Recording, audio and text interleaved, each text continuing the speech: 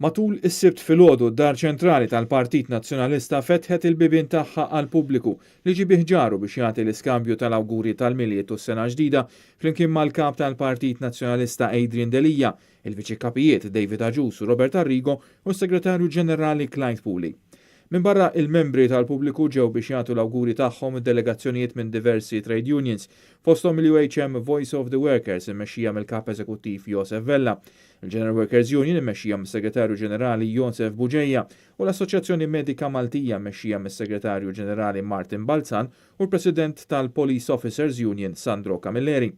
Kien hemm delegazzjonijiet mill-korpi kostitwiti bħala Assoċjazzjoni Maltija tal-Lukandi u Ristoranti magħmula mill-President Tony Zarp u l-Kap Eżekuttiv Andrew Agius Muscat, President tal-GRTU Paula Bela u Philip Fenek mit-taqsima ta' Turizmu u Divertiment u l-President tal-Assoċjazzjoni Maltija tal-Iżviluppaturi Sandro Ketkuti. Taw ukoll l-awguri tagħhom l-Europarlamentari David Casa u Francis Zamid Demek, kif ukoll il-kandidati għall-elezzjoni tal-Parlament Ewropew fisem il-Partit Nazzjonalista f'Mejju li ġej Peter Agius, Dione Borg, Michael Briguglio u Frank Psajla.